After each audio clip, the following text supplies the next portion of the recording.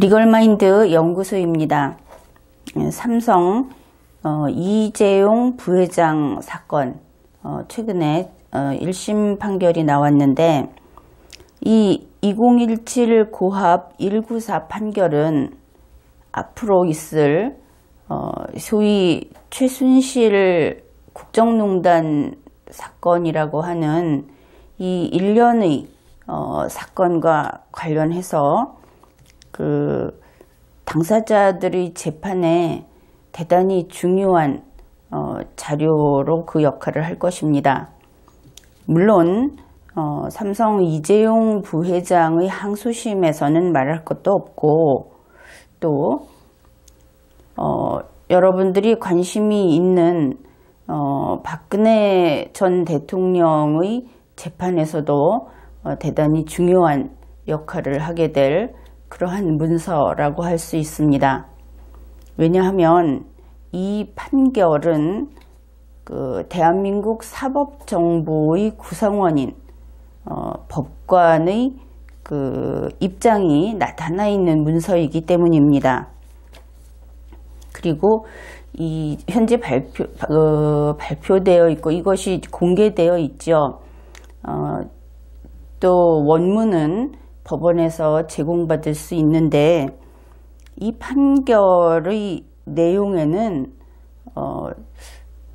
장차 그 당사자들에게 중요한 내용도 많이 있고 현재 우리가 이 판결을 이해하고 그 법적인 논점들을 밝혀보고 해야 할 그러한 내용도 많이 들어 있습니다.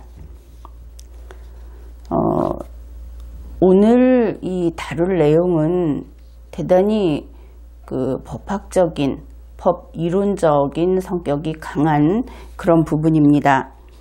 그래서 리걸마인드 연구소 강의를 처음 시청하는 국민이라든지 아니면은 법에 대해서 그렇게 익숙하지 않은 국민이 있을 수 있습니다.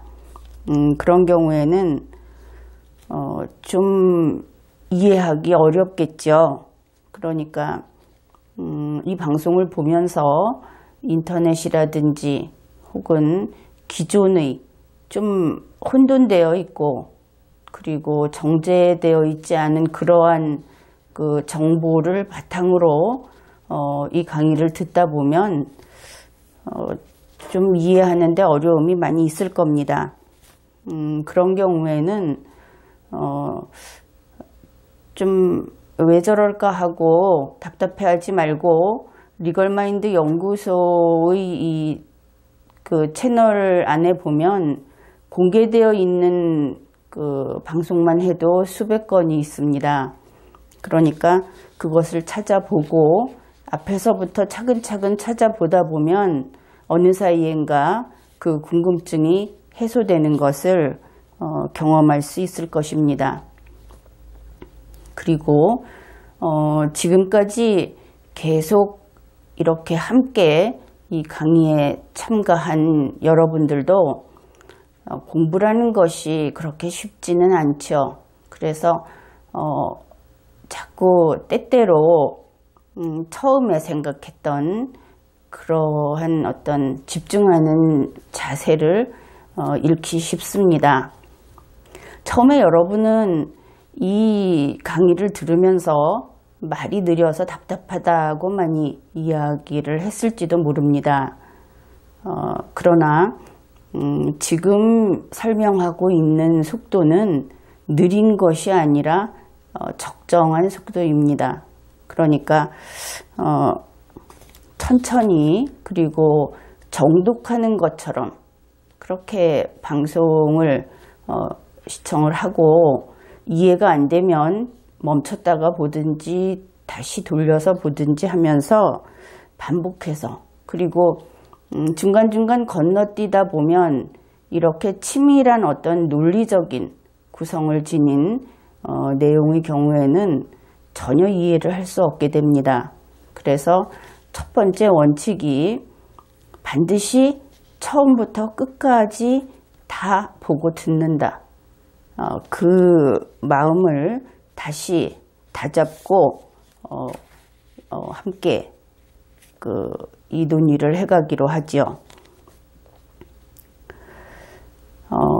이 이재용 재판에서 법원은 박근혜 대통령과 최순실의 공모관계를 인정했습니다.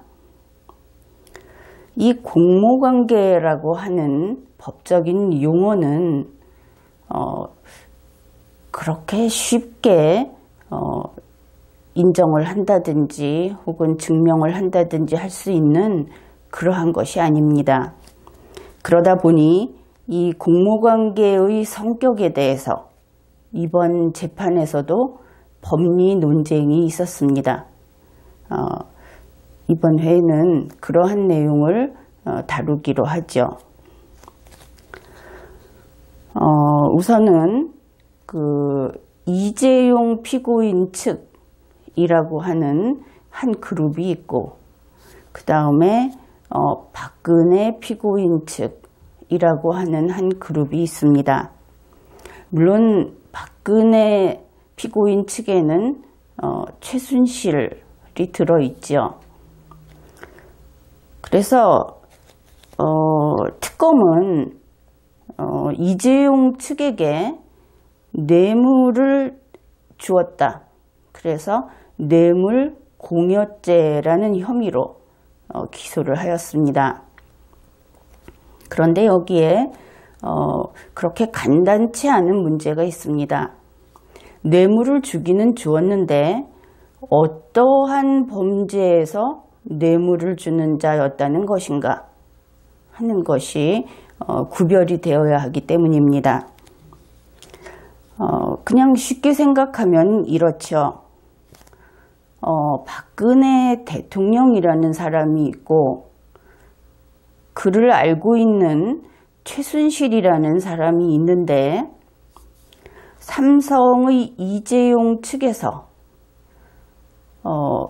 이전 방송에서 이야기했듯이 우리가 이번에 법원이 인정한 뇌물이, 그러니까 승마 지원 부문에서 법원이 인정한 뇌물이 73억 원 정도 된다고 했죠. 그것이 주된 것이 마필이라고 되어 있기 때문에 우리가 말 3마리라고 이야기하기로 했습니다. 그러니까 이재용 측에서 말 3마리를 주었다. 특검의 주장입니다. 그런데 물론 박근혜 대통령한테 말 3마리를 준 것이 아니라 최순실에게 말 3마리를 주었다. 이렇게 되죠. 이 관계를 그림으로 그려보면 공무원은 박근혜 대통령 혼자이고 최순실은 공무원이 아닙니다. 그래서 이것이 수뢰죄로 되려면 흔히 생각할 때는 그것이 박근혜 대통령이 최순실이라고 하는 제3자에게 뇌물을 주라고 이야기하고 이재용 측은 최순실에게 말 3마리를 주었다. 그러면 이 말 3마리의 대가에 해당되는 직무행위는 최순실이 할 수는 없고 박근혜 대통령이 해야만 하겠구나. 이렇게 생각할 수 있습니다. 그것은 매우 전형적인 형태입니다. 그래서 이재용 측에 뇌물 공여죄라는 혐의가 주어졌을 때 어떤 죄의 뇌물 공여죄냐 하면은 제3자 뇌물수수죄의 뇌물 공여죄다. 이렇게 이해하는 것이 가장 일반적인 것은 맞습니다. 그런데 특이하게도 이번에 박영수 특검은 박근혜 피고인 측에 제3자 뇌물수수죄가 아니라 단순 수뢰죄로 혐의를 두었습니다. 그렇게 인정을 해놓고 이재용 측에 단순 수뢰죄의 뇌물 공여죄 기소를 한 것이죠. 이렇게 되니까 삼성 이재용 피고인 측 변호인단이 여기에 대해서 이제 반대하고 이것을 반박하는, 틀렸다고 하는 그러한 주장을 하게 됩니다. 그것은 바로 이 변호인단의 최후 진술에도 나타나 있고 이 부분을 매우 중요하게 다루고 있습니다. 그래서 결국은 이재용 측을 단순 술액죄의 뇌물 공여죄로 기소를 했다는 의미는 최순실과 박근혜 피고인 두 사람을 그 제3자 관계로 보지 않고 공동정범 관계로 보았다, 이런 뜻이 되는 것이죠.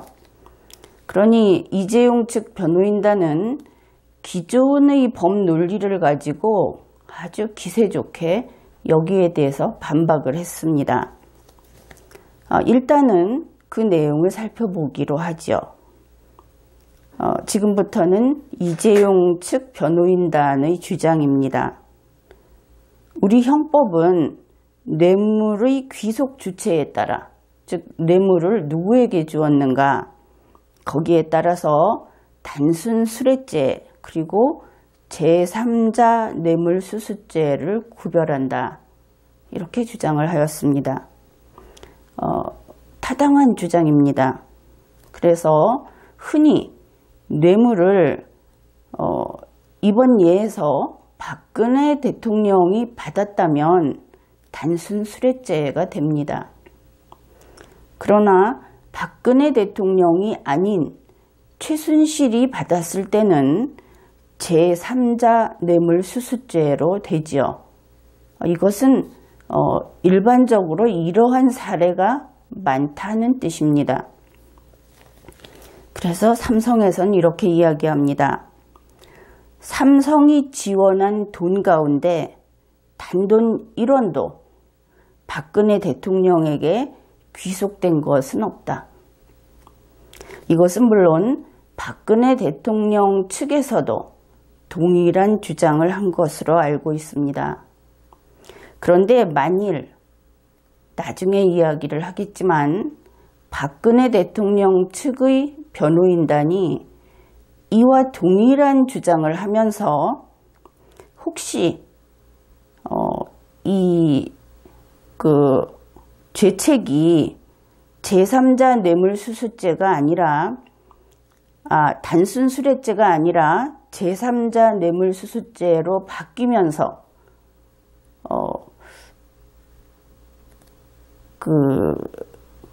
사실은 기소 사실에 대해서 무죄로 된다든지 혹은 그 절차가 처음부터 완전히 다 뒤집힐 것이라는 기대를 하는 것은 접는 것이 좋을 겁니다. 왜 그런지는 이야기를 해가면서 확인을 하게 될 겁니다.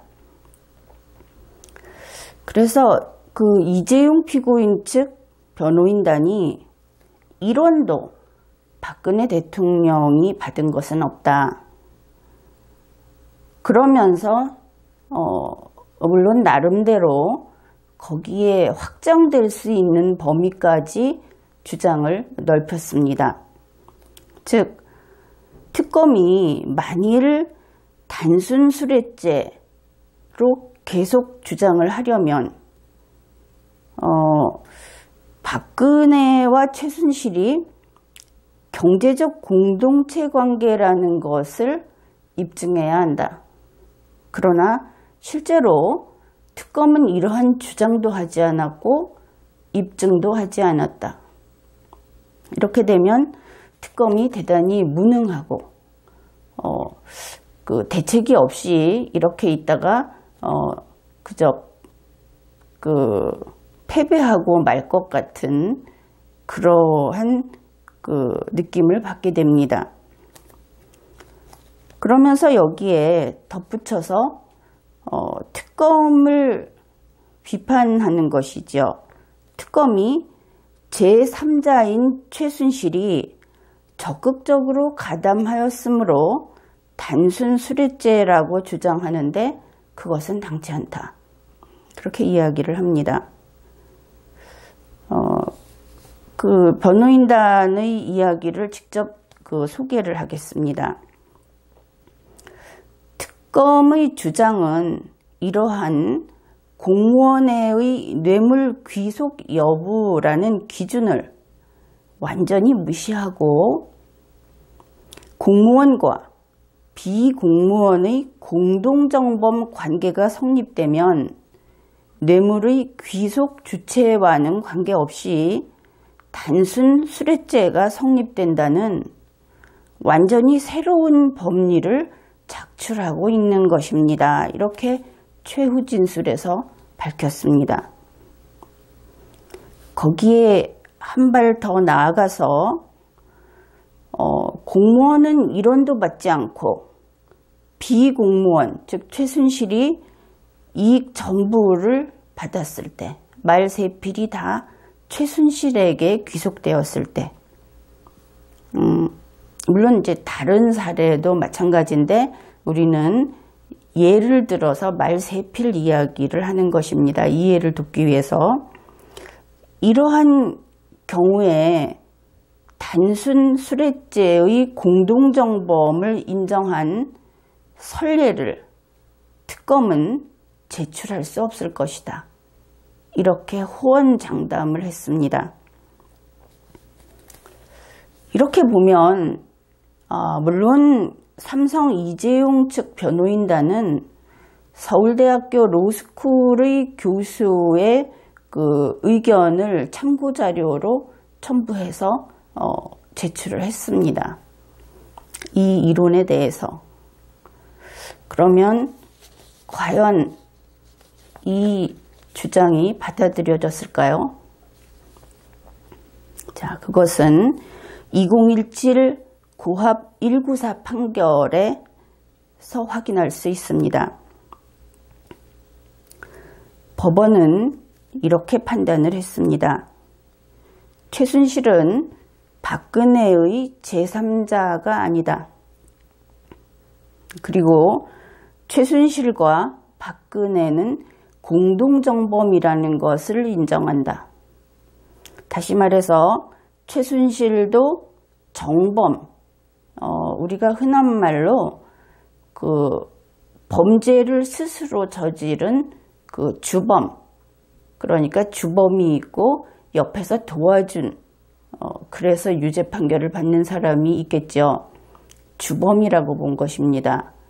그래서 최순실도 정범이고 박근혜도 정범이고 이 둘은 그냥 정범과 정범이 겹친 것이 아니라 공동정범이다. 이렇게 밝혔습니다. 우리 형법은 공동정범을 규정합니다. 형법 제30조입니다. 2인 이상이 공동하여 죄를 범한 때에는 각자를 그 죄의 정범으로 처벌한다. 두 사람 이상이 함께 범죄를 저질렀을 때 그것도 공동하여 이 조건이 있습니다. 그랬을 때는 각자를 정범으로 처벌한다. 범죄는 같이 했고 처벌은 각각 받으니까 사실은 처벌이 전체로 따지면 2배로 가해지는 것이죠.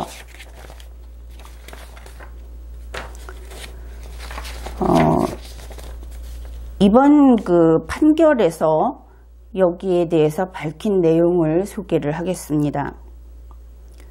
공무원이 비신분자와 뇌물 수수를 공모하여, 그러니까 박근혜 대통령이 최순실과 뇌물을 받기로 공모하여 공동정범인 비신분자로 하여금 뇌물을 받게 하는 경우, 즉 공동정범인 최순실을 시켜서 뇌물을 받게 하는 경우, 이는 자기 자신이 받는 것과 동일하게 평가할 수 있어서 즉 이렇게 받았을 때는 박근혜 대통령 자신이 뇌물을 받은 것과 똑같이 평가할 수 있기 때문에 이때에는 최순실이 제3자가 아니라 공동정범으로서 이 두 사람이 저지른 범죄는 단순 수뢰죄가 된다.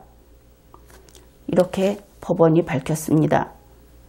그러면 단순 수뢰죄, 즉 우선은 박근혜 피고인은 단순 수뢰죄를 범했고 비신분자 최순실은 형법 제33조 본문에 의해서 공동정범이 된다. 물론 이 설명은 선우가 조금씩 뒤바뀐 점은 있습니다. 그러면서 이재용 측 변호인단이 주장한 것을 하나씩 법원이 그렇지 않다고 밝히고 있습니다. 이와 같이 신분자인 공무원과 박근혜 대통령과 비신분자 최순실이 공모하여 공동정범인 비신분자가 뇌물을 받은 경우에, 즉 박근혜 대통령은 1원도 받지 않고 최순실이 전부 다 받은 경우에 이들에게 단순 수뢰죄가 성립하기 위해서 신분자인 공무원에게 박근혜 대통령에게 뇌물이 실질적으로 귀속하게 될 것은 필요 없다. 그렇게 한 가지를 밝혔습니다. 박근혜 대통령이 1원도 받지 않아도 단순 수뢰죄의 공동정범으로서 이 범죄가 성립한다는 뜻입니다. 다음으로 비신분자인 공동정범이 받은 것을, 즉 최순실이 받은 것을 신분자인 공무원이 직접 받은 것, 즉 박근혜 대통령이 받은 것과 동일하게 평가할 수 있는 경제적 관계에 있을 것을 필요로 하지 않는다. 그동안 가끔 이야기가 나왔던 경제적 공동체 관계라는 것을 증명할 필요도 없고 주장할 필요도 없다. 이런 뜻입니다. 그러니 특검이 여기에 대해서 주장도 하지 않고 입증도 하지 않았던 것이겠죠. 그래서 이 이재용 측 변호인단의 그 중요한 법리 문제, 여기에 대해서 법원은 이렇게 밝힙니다. 승마 지원의 이익이 대통령에게 귀속되지 않고 전부 최순실에게 귀속된 이 부분 공소사실에 대해서는 형법 제129조 제1항의 단순 수뢰죄에 대응하는 뇌물공여죄가 성립할 수 없다는, 즉 이재용 측에게 뇌물공여죄가 단순 수뢰죄에 대한 뇌물공여죄가 성립될 수 없다. 제3자 뇌물수수죄의 뇌물공여죄가 될 수 있다. 이렇게 주장한 피고인들과 변호인의 주장은 받아들이지 않겠다. 고 법원이 밝혔습니다. 그야말로 이 법리 논쟁에 있어서 완패를 한 것이죠. 그러면 어째서 이렇게 되었는지 정리를 해보기로 하죠. 먼저 우리 형법 제33조는 공범과 신분에 대해서 규정을 하고 있습니다. 그 내용은 이렇습니다. 신분 관계로 인하여 성립될 범죄에 가공한 행위는 신분 관계가 없는 자에게도 전 3조의 규정을 적용한다. 이것이 제33조인데 전 3조를 보면은 제30조 공동정범, 제31조 교사범, 제32조 종범, 이러한 규정입니다. 그러면 이제 이 내용을 한번 따져봅시다. 신분관계로 인하여 성립될 범죄, 이것을 신분범이라고 하죠. 그래서 특정한 신분이 있는 자만 그 범죄를 저지를 수 있습니다. 예를 들면 이번에 문제가 되고 있는 형법 제129조의 술해죄 같은 것이 신분범이고, 이 술해죄의 경우에는 진정신분범입니다. 그러니까 박근혜 대통령이 이 술해죄를 범했다고 할 때 여기에 가공한 행위는 이렇게 이야기를 했죠. 신분관계로 인해서 성립될 범죄에 가공한 행위는, 그러니 이 가공한 행위라는 것은 어디에 덧붙여져서 이루어지는 것을 가리킵니다. 아주 쉽게 떠올리는 것이 종범이나 교사범을 떠올리겠죠. 아마도 이 가공한 행위라는 데에서 가장 먼저 정범을 떠올리기는 쉽지 않을 겁니다. 그렇지만 재판에서 특히 이러한 법리를 따질 때에는 법조문을 꼼꼼히 읽어야 합니다. 조금 전에 보았듯이 형법 제33조가 규정하고 있는 전 3조에는 제30조 공동정범, 31조 교사범, 32조 종범이 있습니다. 엄연히 공동정범이 들어있고, 공동정범은 정범이죠. 그래서 신분관계로 인하여 성립될 범죄에 가공한 행위는 지금 이 세 가지가 해당이 결국은 되겠죠. 그것은 신분관계가 없는 자에게도, 즉 공무원이 아닌 자에게도 적용한다, 이렇게 되어 있습니다. 최순실에게도 적용한다, 그런 것이죠. 그런데 특검의 입장을 한번 생각해 봅시다.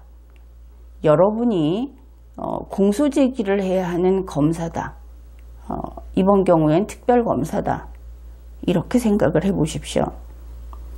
특검이 보기에는 말세피를 받은 것은 최순실이다, 이렇게 보겠죠. 분명히 이 사람은 대통령이 시켜서 마지못해서 한 것으로도 안 보이고, 스스로 호가호위하면서 남들에게 굉장히 으스대고 당당하게 이런 거액의 뇌물을 받고 그런 사람이다. 특검은 그렇게 인식을 하고 있었을 겁니다. 그러니까 특검은 최순실도 당연히 종범이 아니라 정범이라고 인식하고 있다는 것이죠. 그런데 최순실이 정범이 되기 위해서는 신분이 필요한데 그는 비공무원입니다. 특검이 이 부분을 고민했겠죠. 이것을 눈치챌 수 있는 부분이 있습니다. 이재용 측 변호인단이 특검에게 이런 이야기를 들었다고 합니다. 최후 진술에 나오는 내용입니다. 제3자 뇌물수수죄의 제3자는 행위자와 공동정범자 이외의 사람을 가리킨다. 이 변호인단이 제3자 뇌물수수죄라고 주장을 하면서 최순실은 제3자다 이렇게 이야기를 하니까 특검이 제3자는 행위자면 안 되고, 즉 박근혜 대통령은 제3자가 될 수 없고 공동정범자도 제3자가 될 수 없다, 그래서 제3자 뇌물수수죄를 우리는 인정할 수 없다. 이 이야기를 듣고 이 변호인단이 여기에서 두 가지를 읽어내야 합니다. 하나는 최순실은 제3자가 아니다. 그것이 아니라 특검은 이 말이 최순실이 제3자가 아니다라고 들리지요. 그런데 그 뜻으로 한 것이 아니다라는 것을 읽어야 합니다. 즉 최순실은 제3자가 아니라 정범이다. 여기까지 변호인단이 읽어냈어야 한다는 겁니다. 그러니 이제 특검의 입장을 따라가 보면 이렇게 됩니다. 특검은 최순실이 정범이라고 생각합니다. 단지 공무원이 아니어서 이 신분범의 요건을 충족하지 못하는 것이죠. 그리고 정범이라고 생각하기 때문에 제3자 뇌물수수죄로 그 혐의를 두고 싶지 않습니다. 특검이 판단한 것과 다르기 때문에. 그래서 형법 제33조 공범과 신분 조항을 찾아봤더니 신분이 없는 자도 신분이 있는 자의 범죄에 가공했을 때는 공동정범까지 가능하더라. 공동정범은 정범이죠. 그래서 특검은 당연히 공동정범을 주장할 수밖에 없는 것입니다. 공동정범을 주장하게 되면 그들이 생각하던 최순실이 정범이라고 하는 것이 확실히 이것으로 나타낼 수 있게 되죠. 그래서 이 특검의 기소는 일단 방향이 틀리지 않았다고 볼 수 있습니다. 문제는 변호인단이죠.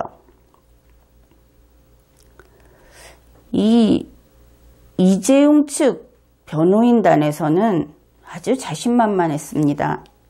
첫째, 선례가 없다. 박근혜 대통령이 1원도 안 받았는데, 특히 지금 이것은 승마 지원에 관한 판단 부분입니다. 이번 판결 중에서. 그래서 박근혜 대통령은 1원도 받은 일이 없고, 또 법원이 인정한 그 말세마리는 법원도 특검도 모두 다 최순실이 받았다고 이야기한다. 이러한 경우에 공무원인 박근혜 대통령과 최순실을 같이 묶어서 단순 수뢰죄의 공동정범으로 한 선례가 없다. 이렇게 주장을 했습니다. 여기에 큰 맹점이 있죠. 혹시 이재용 피고인 측 변호인단은 영미법계의 변호인단입니까? 현재 우리나라에서는 영미법계의 여러 가지 재판 원칙들 같은 것이 들어와서 많이 소개가 되고는 있습니다. 더러는 법원에서 그것을 받아줄 때도 있죠. 그러나 원칙은 원칙입니다.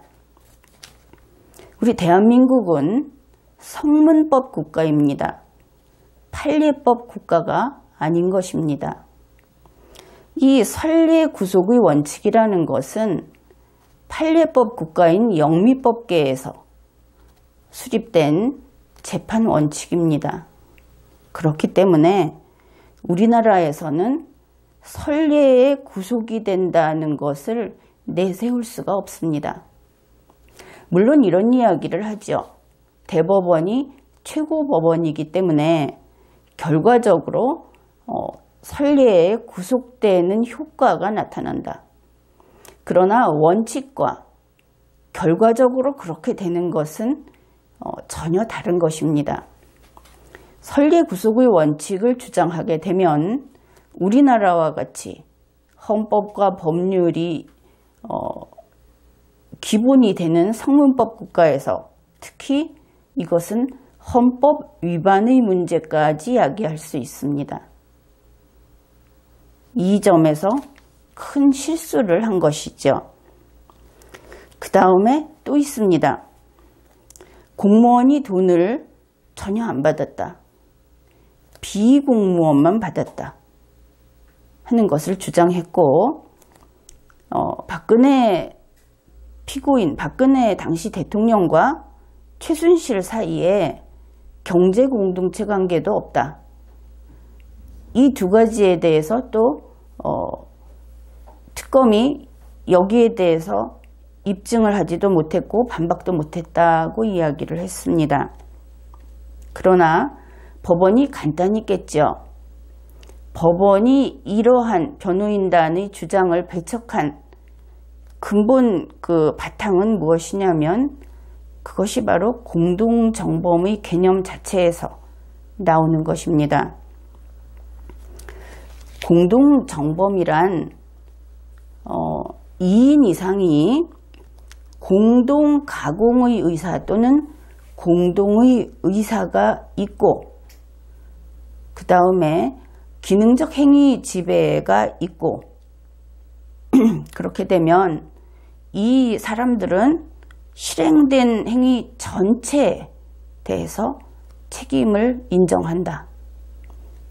그것이 공동정범 이론입니다.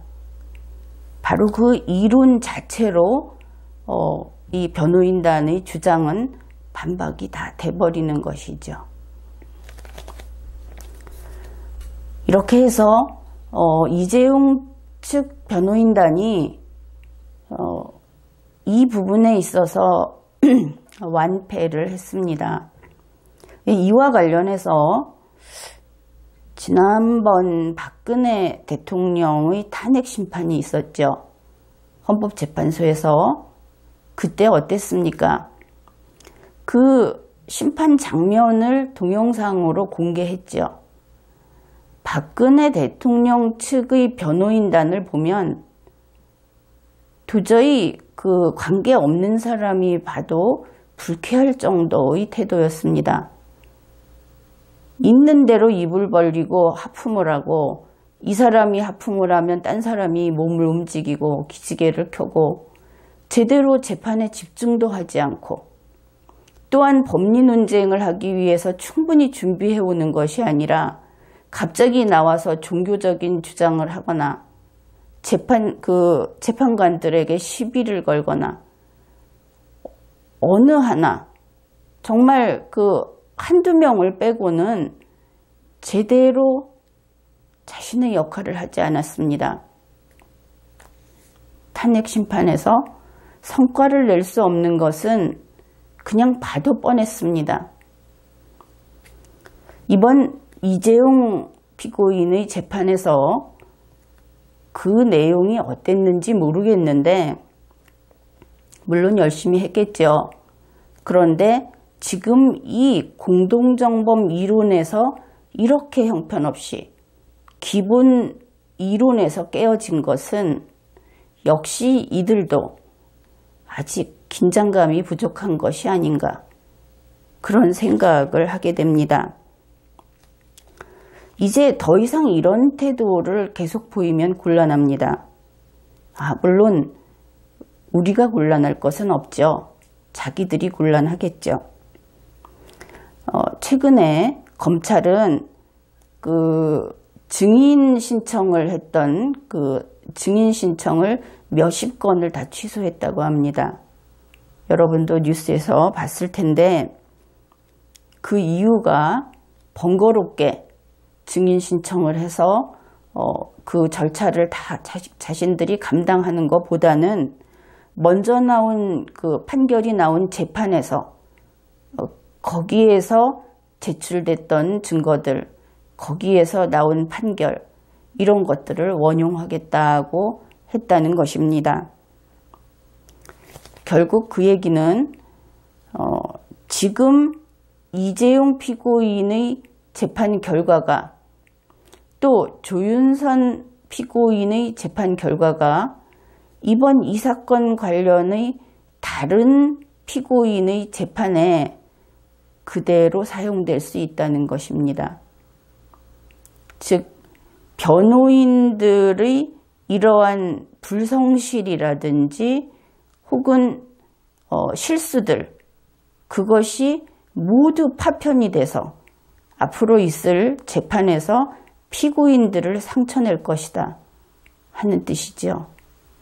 물론 특검과 검찰도 예리한 무기를 준비하고 있을 테지만 말입니다.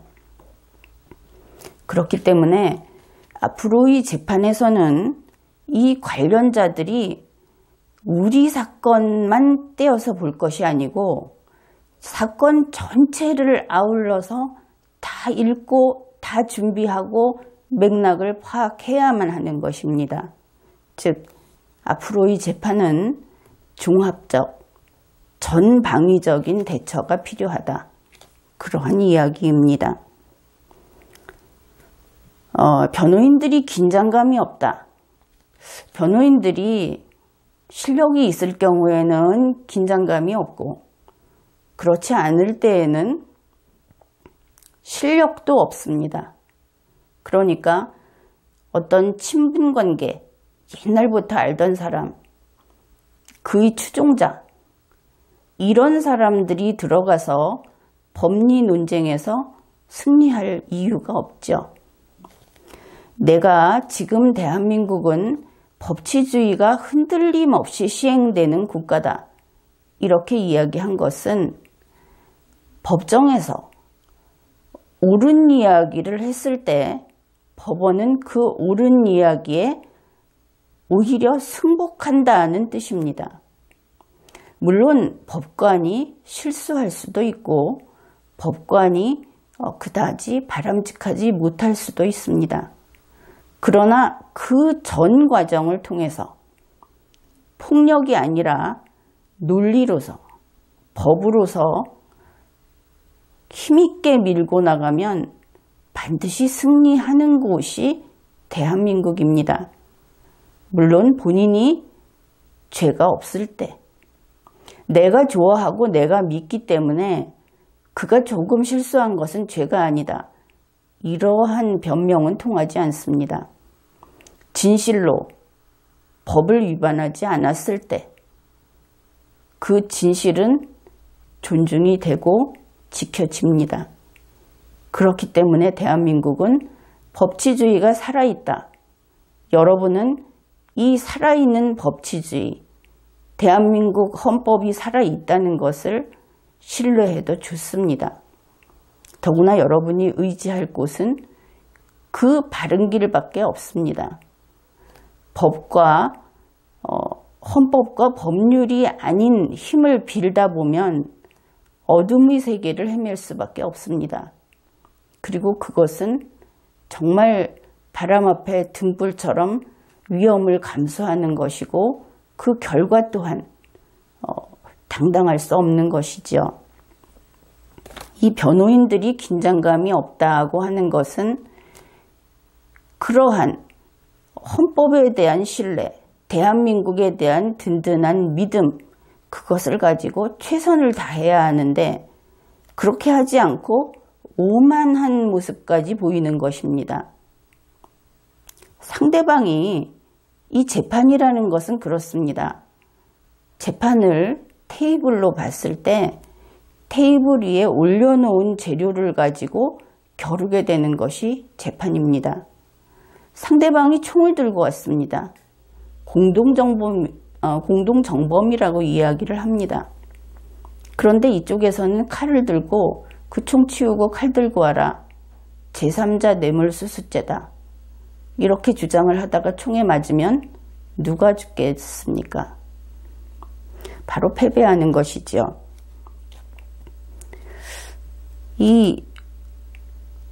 이번에는 어떻게 했어야 하는가? 이 사건은, 이 법리 다툼은 비단 이재용 피고인 측의 문제만은 아닙니다.